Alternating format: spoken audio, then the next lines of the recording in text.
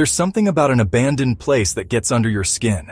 It's more than just the dust, the decay, or the broken windows. It's the silence. A silence that feels heavy, filled with the echoes of lives once lived. These are places where time has stopped, but energy remains. We are drawn to them, pulled in by a curiosity that borders on fear. We want to understand what happened here. We want to connect with the spirits that linger, trapped between worlds. These locations are not just empty buildings, they are portals to the past, holding on to the emotions and traumas of those who walked their halls. The laughter, the tears, the pain. We travel the globe, seeking out the darkest, most haunted locations. We are investigators of the paranormal, and our mission is to capture evidence of the afterlife. We use technology, EVP recorders, spirit boxes, full-spectrum cameras, to document what our own senses might miss. But sometimes, the most powerful evidence is the feeling you get when you step across the threshold. A sudden drop in temperature, the sensation of being watched by unseen eyes, a disembodied voice that whispers your name in the darkness. These are the moments that prove to us that we are not alone. These places hold stories, and it's our job to listen. The fear is real. When you're standing in a place where unspeakable things have happened, that energy is palpable. It clings to you. You can feel the sadness, the anger, the desperation. It's an intense, raw emotion that can overwhelm even the most seasoned investigator.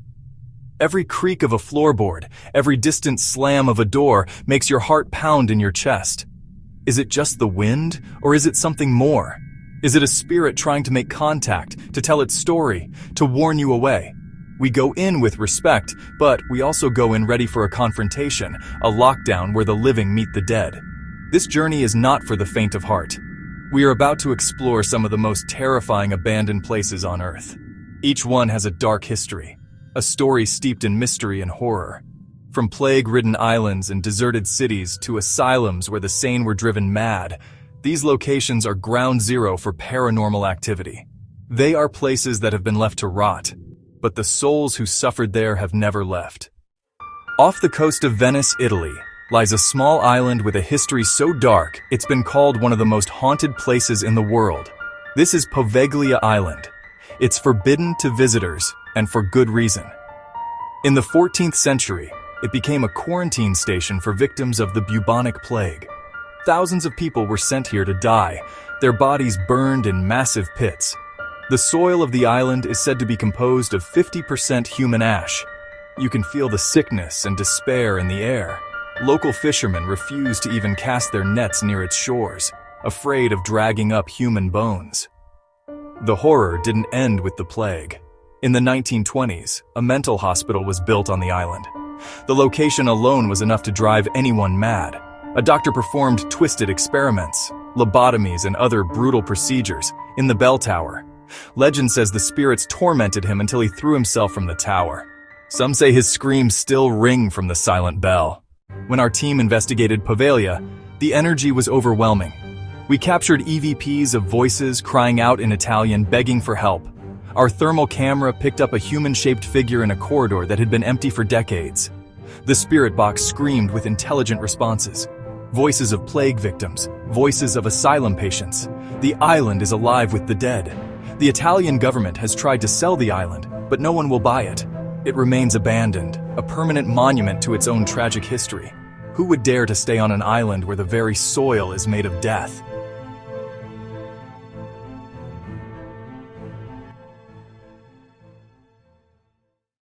Floating off the coast of Nagasaki, Japan, is a concrete fortress rising from the sea. This is Hashima Island, Gunkanjima, Battleship Island. From a distance, it looks like a massive warship, but it's actually a ghost city.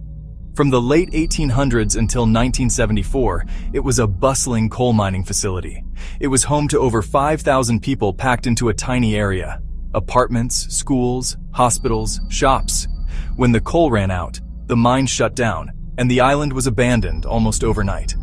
The residents left everything behind, creating a time capsule of a forgotten era. But the island's history has a much darker side. During World War II, thousands of Korean and Chinese civilians were brought here as forced laborers.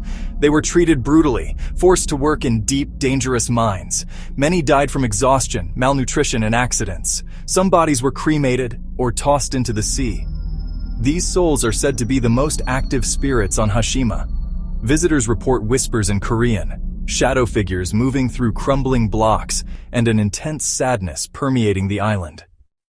On April 26, 1986, the world changed forever.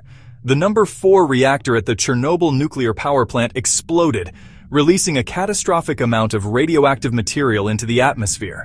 The nearby city of Pripyat was a modern Soviet paradise: schools, hospitals, swimming pools, an amusement park. After the explosion, 50,000 residents had hours to evacuate, told they'd be back in 3 days. They never returned. Today, Pripyat is frozen in time, reclaimed by nature. Trees push through floors. Wild animals roam. The silence is what hits you most. The Ferris wheel, a grim symbol of a stolen future. Children's toys lie scattered in dust. Beyond radiation, some report a paranormal presence. Laughter near the school, shadows in the blocks, the feeling of being watched. Some firefighters spoke of a black bird-like creature with glowing red eyes, the Blackbird of Chernobyl. In Philadelphia stands a prison like a medieval castle, Eastern State Penitentiary. Opened in 1829, famed for radical, solitary confinement. Inmates lived in isolation with only a Bible. Hoods concealed faces in transit. Solitude broke minds instead of healing them. Brutal punishments, the mad chair, the iron gag, pain and despair etched into these stones. Now a ruin, yet not empty. Cell block 12, disembodied cackling, darting shadows. Cell block 4, a figure appears, then vanishes, footsteps slamming doors, whispers in empty cells. We captured a clear EVP. I'm not leaving. Shadows move where no one walks. Here, the walls don't just have ears, they have voices. Hidden in a forest outside Berlin lies Balitz Heilstatten, a grand sanatorium for tuberculosis, later a witness to Germany's darkest history. World wars, Soviet occupation, layers of pain and suffering, decay everywhere. Paint peels, trees invade, surgical tools rust beneath a broken skylight. You can almost hear the coughs, the screams of soldiers under the knife, a magnet for dark tourism, and scenes of gruesome crimes since abandonment. Reports of voices, objects thrown, icy touches in the dark. We captured a distinct cold figure where no one stood, healing and horror intertwined. The building wears a permanent scar. Are you walking a hospital or a morgue that never closed? At the base of Mount Fuji lies a place of haunting beauty and profound sadness, Aokigahara. Dense, twisted, and silent, moss swallows every footfall. It's easy to get lost. Compasses spin. GPS fails on iron-rich volcanic soil. Ribbons mark desperate paths back to daylight. For many, it's a one-way trip. Its dark reputation spanning centuries, haunted by yurei and legend, stories of ubasut during famines, sorrow rooted in the earth. Belongings left behind, shoes, photographs, letters, the last remnants of lives cut short. Visitors report screams without a source, fleeting white apparitions, an unseen force pushing them off the path. Energy here is off the charts. Equipment goes haywire. EVPs whisper, "Don't leave me." I'm sorry. The spirits aren't aggressive, but their sorrow overwhelms. The despair clings long after you leave, as if the forest calls to the suffering. In East Sussex sits the derelict Hellingley Hospital, once the Sussex County Asylum, opened in 1903 with compassion. Its own farm, chapel, ballroom, even a railway. But overcrowding and crude psychiatric practices turned hope into nightmare. Electroconvulsive therapy, prefrontal lobotomies, lives diminished to shadows. Closed in 1994, leaving echoes in decaying halls. Though largely demolished, remaining buildings, especially the mortuary, are intensely haunted. Screams at night, pacing shadows, slamming doors, waves of fear and paranoia. Disembodied whispers, objects move on their own. EVPs of pain and confusion, temperature plunges, investigators touched and pushed. Most common of all, dragging footsteps, spirits of the lobotomized wandering forever. We've walked through the ashes of Pavilia, stood in the shadow of Chernobyl's Ferris wheel, and listened to the whispers of Eastern State.